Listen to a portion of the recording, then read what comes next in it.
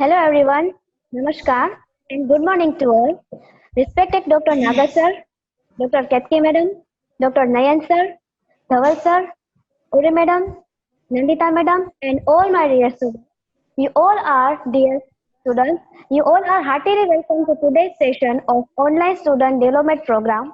Our today's expert is none other than Dr. Ketki Pandya, who will address students with her own subject, literary criticism, with much and more elaboration. Students are requested to pay attention and you will get chance to ask questions at the end of the session. So best of luck to all of us. Now I will hand over the session to Ketki ma'am. Please ma'am. Yes. Hello, everybody. Hi madam. Yes. Okay.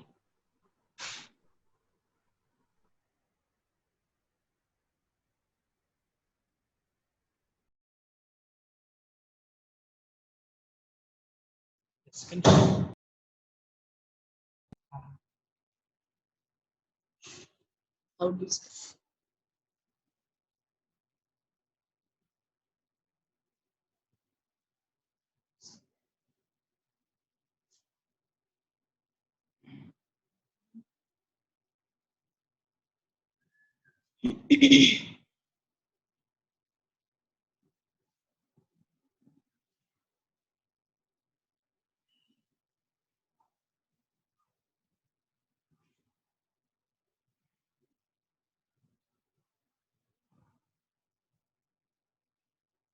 Yes.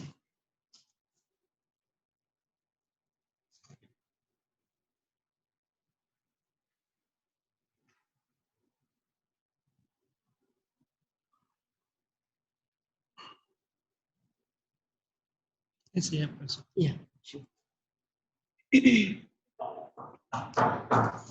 Yes, students.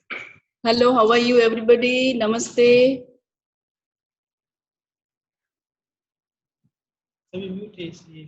Okay, yes. As you know, our paper number 21, that is literary criticism. And today I have selected a few points from this paper so that it can be beneficial for you in your examination. It will be a type of revision so that you can attempt your long questions and short questions in core course in English, paper number 21.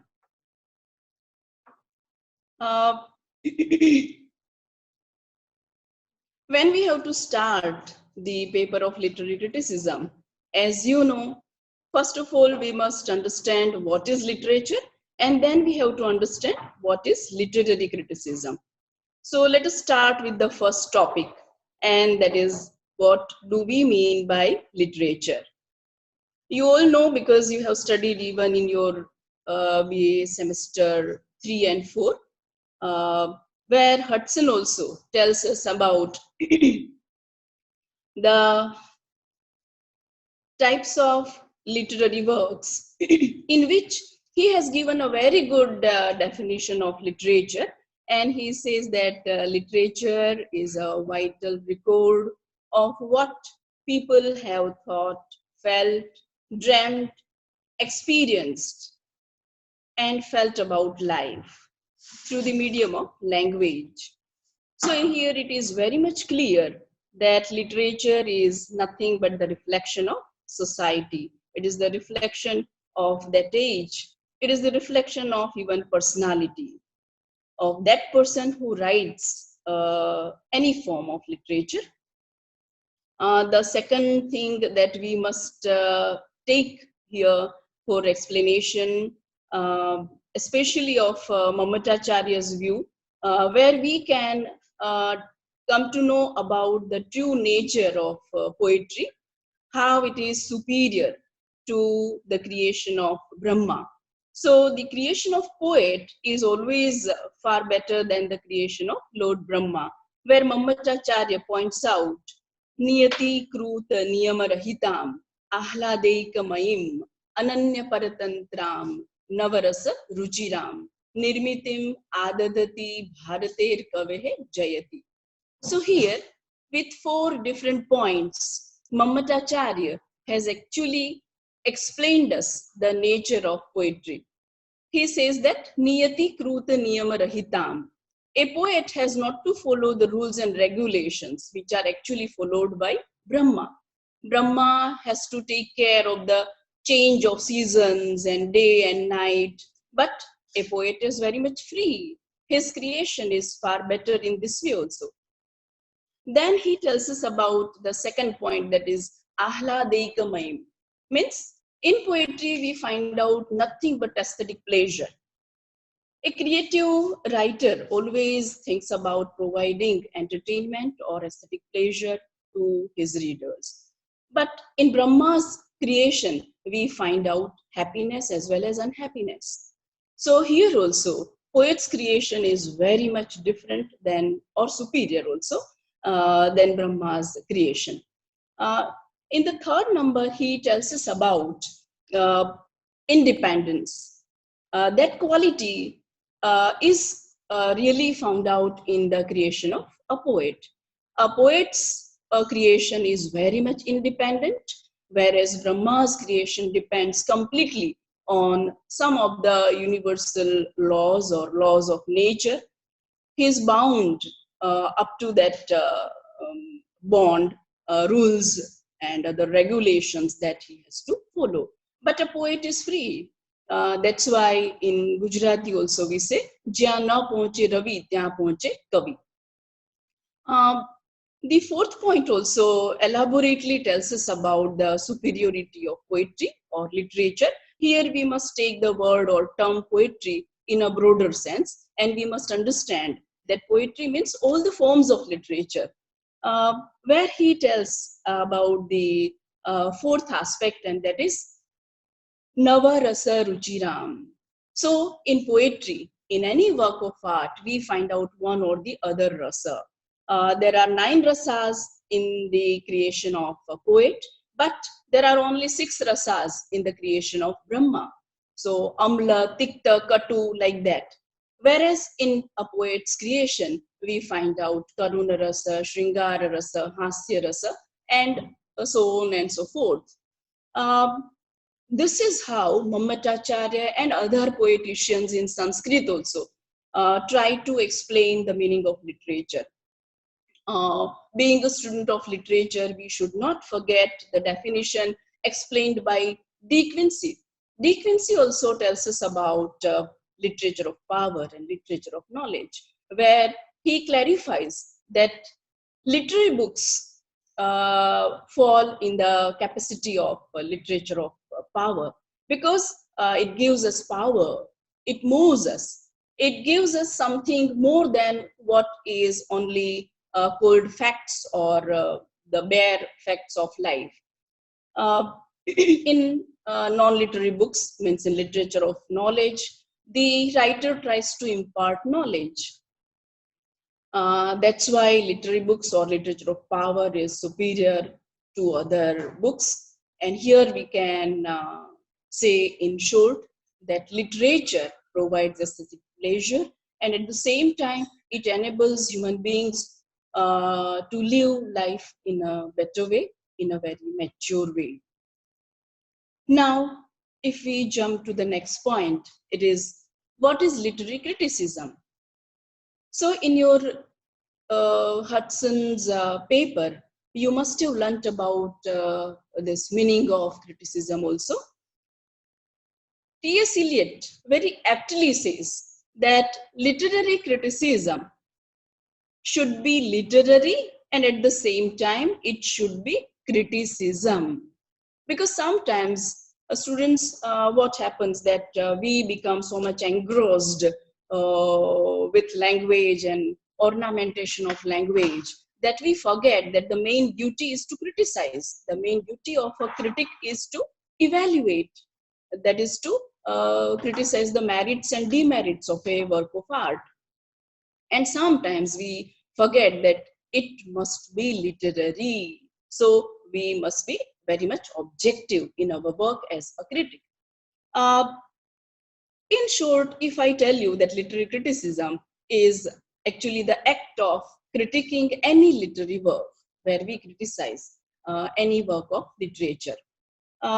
Then we must talk about the functions of literary criticism. Um, you already know that literature is an art, but literary criticism is both an art as well as a science. An art synthesizes, where science actually analyzes, then dissects. So these two duties are done by literary criticism. So here we must focus our attention on the most important two functions of literary criticism. Number one is interpretation. Yes, what a critic must do here? He must interpret the text in that way as it is explained by a very ordinary person. Of course, a critic is not an ordinary reader, but he is extraordinary in many ways. But he must be a friend, philosopher, and guide of the readers. He is doing this for the students of literature, and that's why he must have a type of sympathetic attitude. Here he interprets what is written in between the lines, and that's why we must keep in mind that this interpretation is actually an art.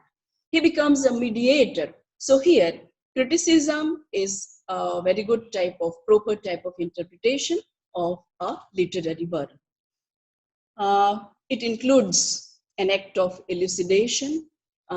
It is also a type of promotion of enjoyment of works of art. A critic explains the readers how to get joy when he reads a work of art.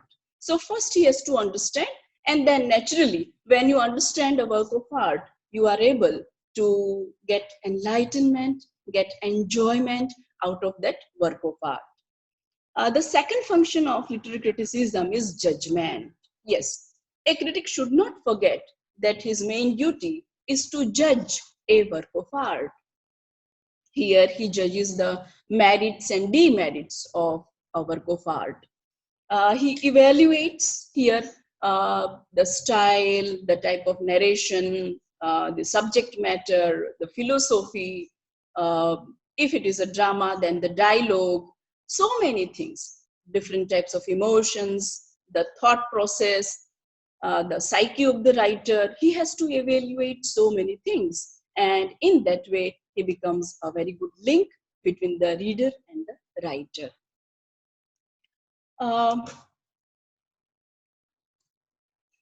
As now we try to understand the qualifications of an ideal critic, I would like to tell you that in your literary criticism paper, when you study in your semester 6, you are going to study, and you have completed actually. This is only the revision part, but you have already studied William Wordsworth as a critic, Samuel Taylor Coleridge as a critic. So you actually know about the ideal qualifications, the good qualifications of an ideal critic. So at a glance, in short, I will tell you about a few qualifications of an ideal critic. Number one, as it is much talked about and discussed in detail and explained by various scholars, natural genius. Yes. So that Shakti, as Mamatacharya uses the word Shakti, or some other scholars, Sanskrit poeticians uses the word Kavi Bija. So that genius, that natural genius is the most significant qualification of an ideal critic. Pope also opines that in his writings, he says at one place, both must alike from heaven derive their light, these born to judge as well as those to write. It means Pope Alexander Pope appreciates the function of both the creative writers as well as of the critical artist. And he says that a writer or a poet, in the same way, a critic, derive their light from heaven itself. both are gifted by God. They have natural genius, and that's why they can handle these two great duties, being a writer or a poet, or being a critic. Critics judge and poets write, or writers write. So these two duties are done by the great geniuses only. Number two, if we include studies or knowledge of different branches, knowledge of all sciences, histories, cultures, uh, this must be possessed by an ideal critic. An ideal critic must be a voracious reader. He must have the knowledge of good literary works of the past as well as of the present.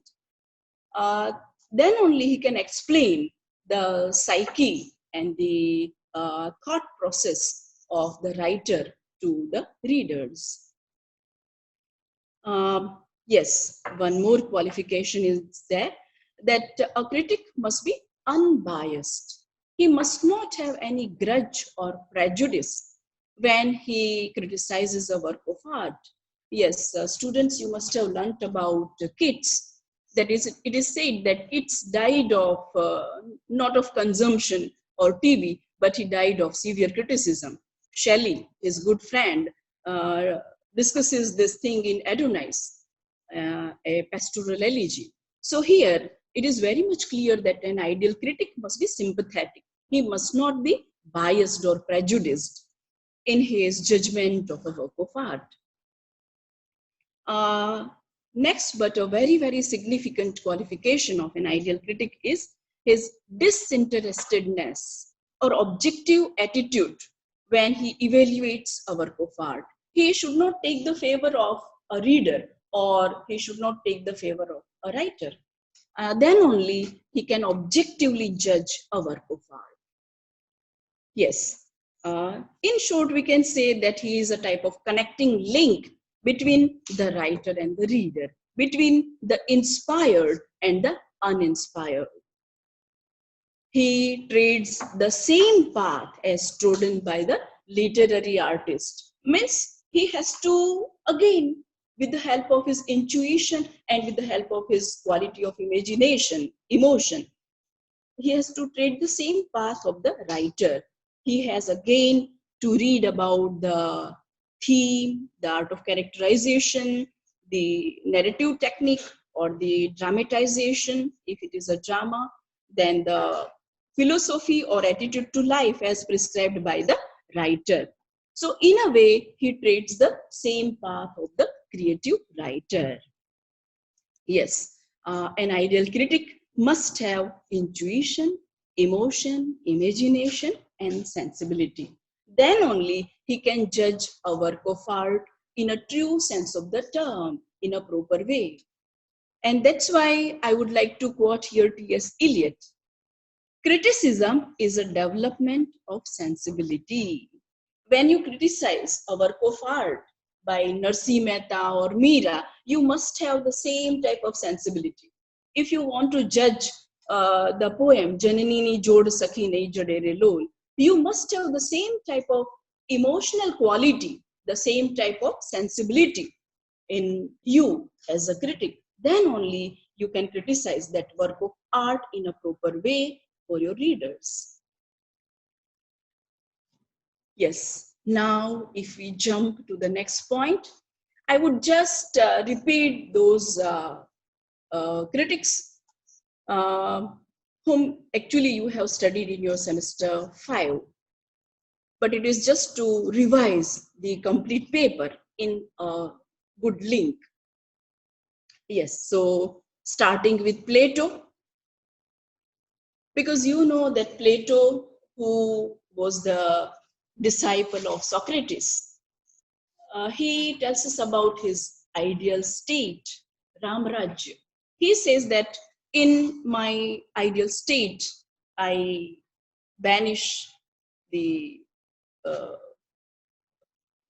form of poetry.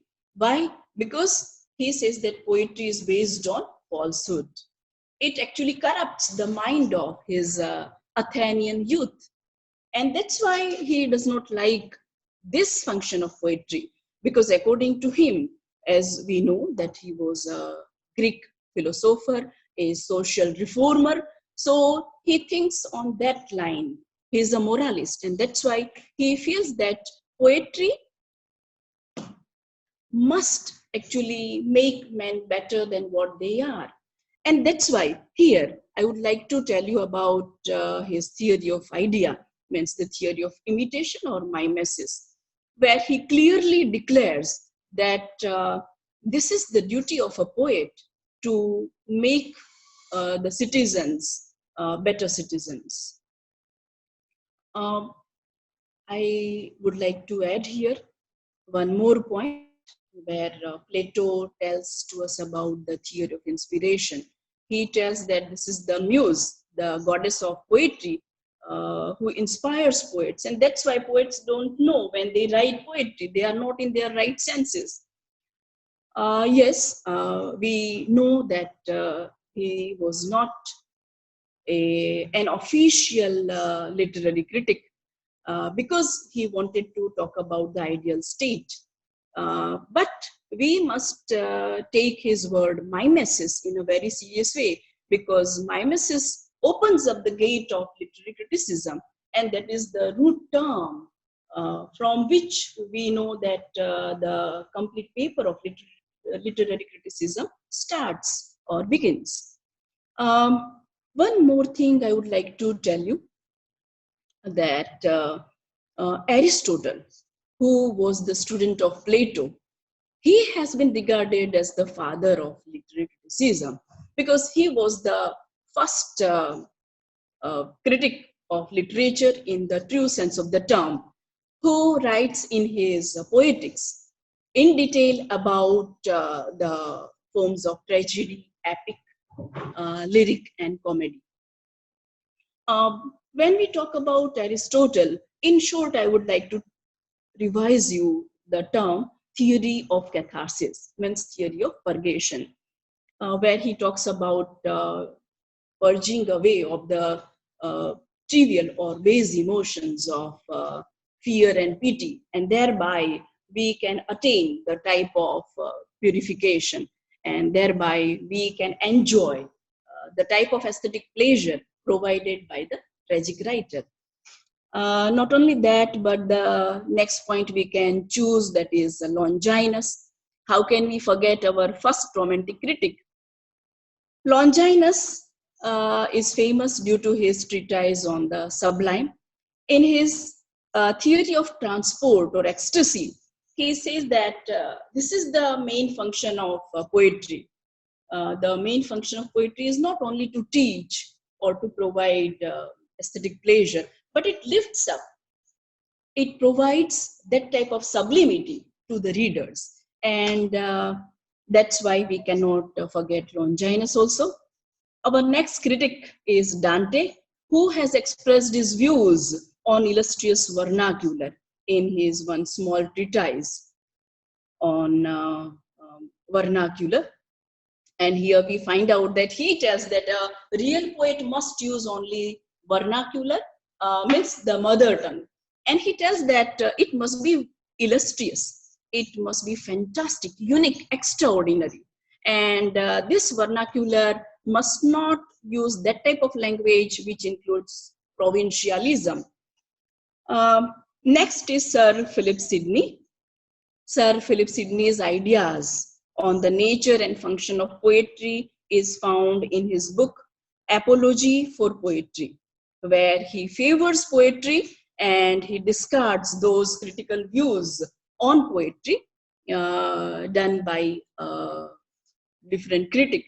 And there he tells that poetry actually is a very delicate type of form of literature, and it must be appreciated because it serves the role of a nurse. It cares for its children, the citizens of the world, if we quote it from Plato's book. He says that poetry is the light giver. It dispels darkness, as we say in Sanskrit, asatoma sadgamaya, tamasoma jyotirgamaya, in that way. So his ideas are also found, his critical ideas are found in his book, Apology for Poetry. And he says that it promotes culture, it sustains culture. Uh, our next point must be Ben Jonson. Ben Jonson's ideas are found in Timber or Discoveries, where he favors classicism.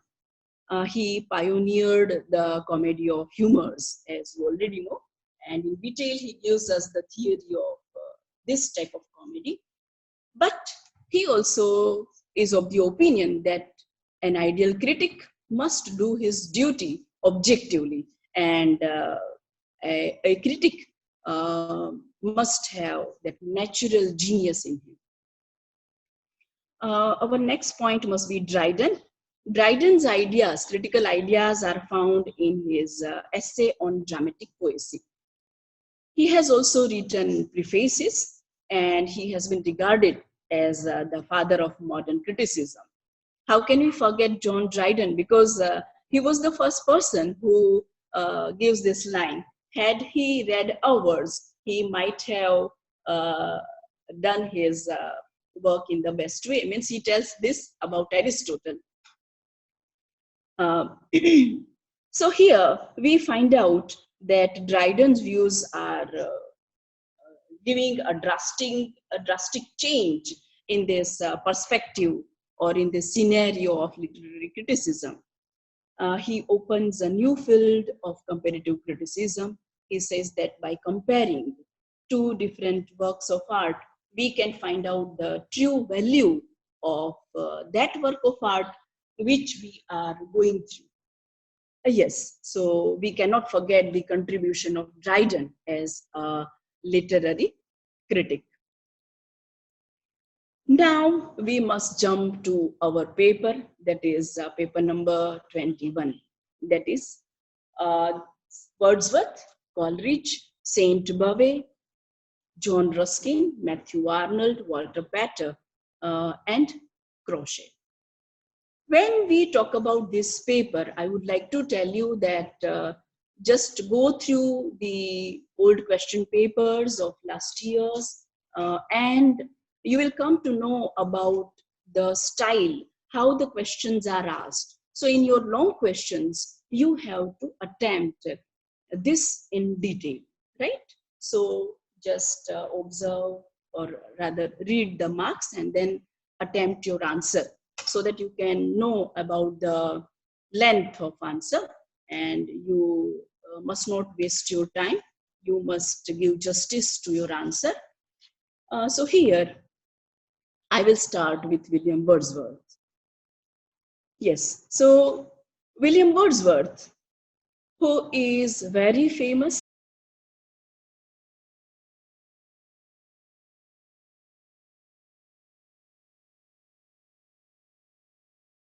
judge him, or rather, we have to critically appreciate William Wordsworth as a literary critic. So, let us discuss a few points about William Wordsworth's works, and these are the prefaces. He has written prefaces to lyrical ballads.